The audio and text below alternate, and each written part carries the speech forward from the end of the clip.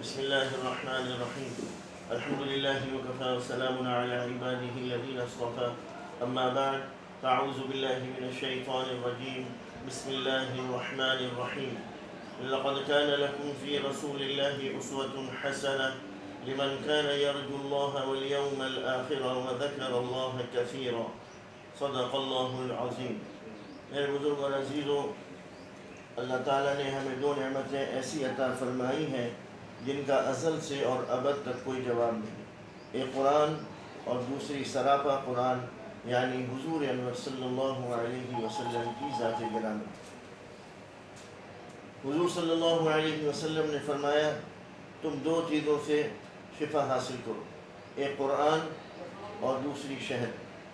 حضور انور صلی اللہ علیہ وسلم نے فرمایا تم دو چیزوں سے ہدایت حاصل کرو، جن لوگوں نے بھی جس نے بھی ان دو چیزوں کو لازم پکڑ لیا وہ کبھی گمراہ نہیں ہوگا، ایک قرآن اور دوسری میری سنت۔ میرے بزرگ اور عزیزوں، ہم سب کو چاہیے کہ ہم سب قرآن پاک کو لازمی پڑھیں۔ میرے دادا پروفیسر ڈاکٹر غلام مصطفیٰ خان صاحب علیہ رحمہ فرمایا کرتے تھے کہ بیٹا صبح تھوڑا بہت قرآن پڑھ کے پھر اپنے گھر سے نکلا کرو، چاہے کچھ ہی آیات ہوں، ایک رکوع پڑھ لو، ایک رکوع نہیں تو تھوڑا پڑھ لو، لیکن پڑھ کے لکھ لو، اس کی بڑی برکتیں ہوتی ہیں، اللہ اپنی حفاظت میں رکھتا ہے۔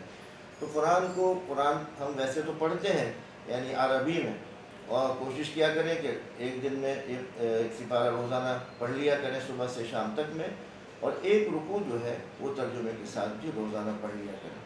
اور اس میں یہ دیکھیں کہ آج جو میں نے ترجمہ پڑھا ہے، اس ترجمے میں میرے لیے کیا حکم ہے، کیا وہ میں کام کر رہا ہوں یا نہیں کر رہا۔ ایک ڈائری بنا لیں اور اس میں ایک رکوع میں جو احکامات ہیں ان کو اپنی ڈائری میں نوٹ کر لیں، اور اس کو پھر دیکھیں کہ یہ کام میں کر رہا ہوں یا نہیں کر رہا۔ نہیں کر رہا ہوں تو آج سے میں وہ کام شروع کروں گا، اور اگر کر رہا ہوں تو دعا کریں کہ اللہ مجھے اس پر استقامت عطا فرمائے، دوام حاصل فرمائے، تاکہ میں زندگی بھر اس پر عمل کرتا رہوں۔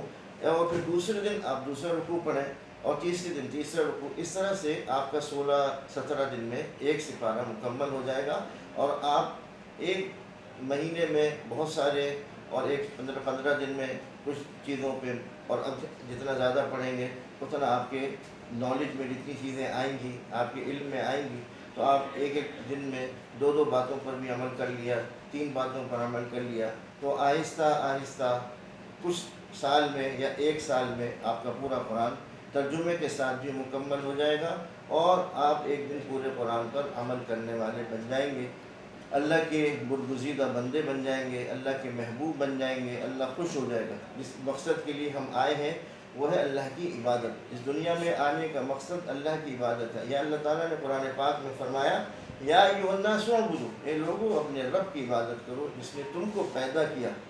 تو ہمارا اس دنیا میں آنے کا مقصد اللہ کو راضی کرنا ہے، اور راضی کیسے کرنا ہے؟ عبادت کریں۔ یعنی ہم پہلے اپنے 5 وقت کی نماز پوری کریں، سال میں روزے رکھیں، زکوٰۃ ادا کریں، اور زندگی میں ایک مرتبہ حج کریں۔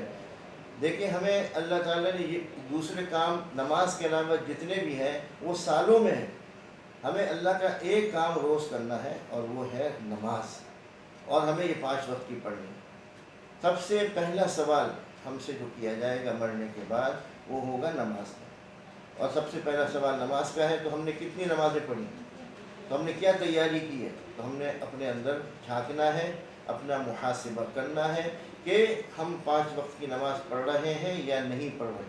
نہیں پڑھ رہے ہیں تو آج سے 5 وقت کی نماز پڑھیں گے، اللہ کو راضی کرنے کے لیے، اللہ کا حکم پورا کرنے کے لیے۔ تو ہم 5 وقت کی نماز پڑھ کر اللہ کے ایک حکم کو تو پورا کر رہے ہیں، باقی کام ہمیں جو سنتوں سے متعلق ہے وہ ہمیں روزانہ کریں۔ اللہ تعالیٰ نے فرمایا جس نے رسول کی اطاعت کی، رسول اللہ صلی اللہ علیہ وسلم کی اطاعت کی، گویا اس نے اللہ ہی کی اطاعت کی۔ یعنی اللہ کی جو احکامات ہمارے قرآن پاک میں معلوم ہوتے ہیں وہ تو ہیں، لیکن جو رسول اللہ صلی اللہ علیہ وسلم کی پیروی ہے وہ بھی اللہ ہی کی پیروی ہے۔ تو ہمیں ہر کام کرنے سے پہلے یہ دیکھنا ہے کہ یہ کام ہمارے حضور انور صلی اللہ علیہ وسلم نے کیسے کیا ہے۔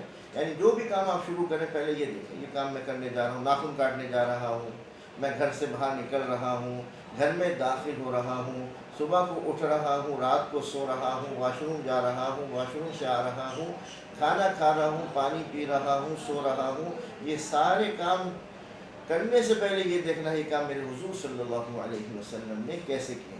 اچھا یہ کام ہوں گے کیسے؟ کہ ہمیں سب سے زیادہ پہلے حضور سے محبت کرنی ہوگی، لیکن جب تک ہماری محبت سب سے زیادہ یعنی اپنے والدین، اپنے بیوی، اپنے بچوں اور دوست احباب سے کہیں زیادہ جب تک حضور سے محبت نہیں ہوگی ہمارا ایمان کامل نہیں ہوگا۔ ایمان کامل کرنے کے لیے ہمیں حضور صلی اللہ علیہ وسلم سے محبت کرنا ہوگی۔